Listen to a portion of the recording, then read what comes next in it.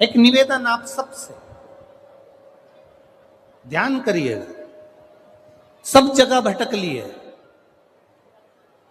सारी दुनिया में जाकर बोलिया है, जगह जगह जाकर प्रार्थना कर ली, निवेदन कर लिया, तो भी तुम्हारा अगर कोई काम ना बने, तब एक काम जरूर करना। एक बेलपत्र, एक शमी पत्र, एक कनेर का फूल देवाधिदेव महादेव को प्रत्येक प्रदोष के दिन शिवजी को जल चढ़ाकर समर्पित करना प्रारंभ कर दो।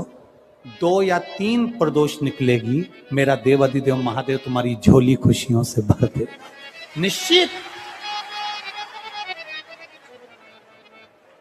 एक बेलपत्र, एक शमी पत्र और एक कनेर का पुष्प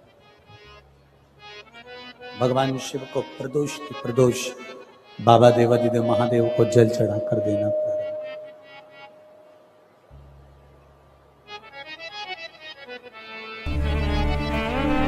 आप दीजिए तो स्वीकार करेगा।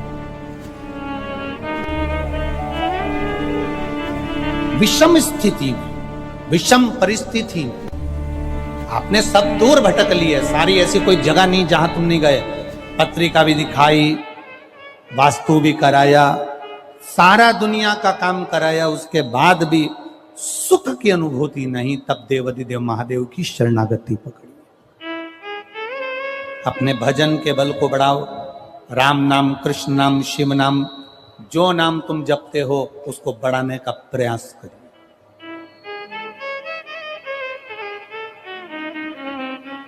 उस भजन के बल को बढ़ाने का प्रयास करिए। चंद्रदेव, अब तुम शिव के पास जाओ।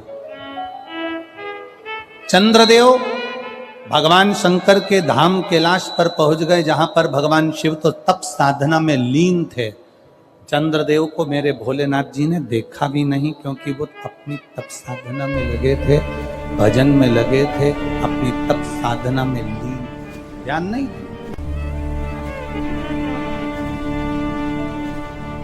अब एक बात ध्यान रखेंगे, शिव जी का पशुपति व्रत करा, सोमवार का व्रत करा, प्रदोष का व्रत करा, सावन के सोमवार करे, उसके बाद भी भोलेनाथ जी नहीं सुने, तो ये मत सोचना कि मैं भोलेनाथ जी का पशुपति व्रत नहीं करूंगी, अब मैं सावन के व्रत नहीं करूंगी, अब मैं भगवान की पूजन नहीं करूंगी, अब मैं शंकर जी के मंदिर में जाकर 1 लोटा जल नहीं चढ़ाऊंगी। ये कभी मत सोचना,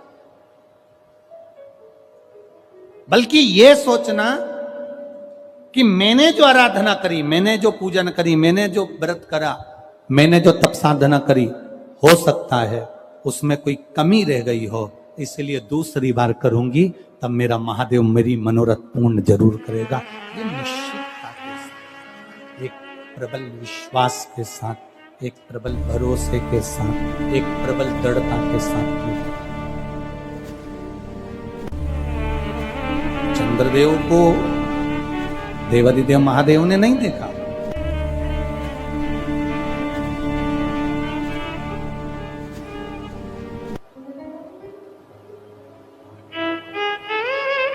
शिवजी ने चंद्रदेव को नहीं देखा, क्योंकि वो तो तप साधना में लगे हुए हैं। कोई तुमसे आकर कह दे कि शंकर भगवान को 50 किलो दूध चढ़ाओगे तो शंकर भगवान प्रसन्न होंगे, तो समझ लेना कि पक्का झूठ बोल रहा है।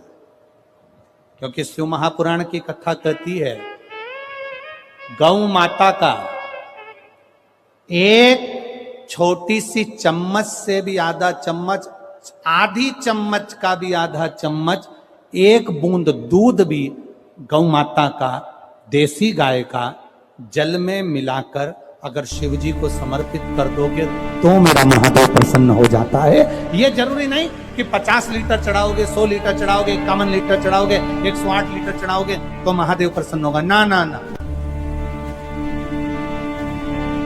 शंकर भगवान को रिझाने के लिए तुमको बहुत कीमती शिला की जरूरत नहीं पड़ती, भगवान शंकर को रिझाने के लिए बहुत कीमती पत्थर पाषाण की जरूरत नहीं पड़ती, भगवान शंकर को रिझाने के लिए सोने के आभूषण की जरूरत नहीं पड़ती, भगवान शंकर को रिझाने के लिए तो तुम किसी भी बगीचे की एक मुट्ठी मिट्टी को उठा लो, उसको उसन लो और उसका शिवलिंग बनाकर पूजन कर लो, मेरा महादेव 12 ज्योतिर्लिंग के बराबर स्वीकार कर लेता।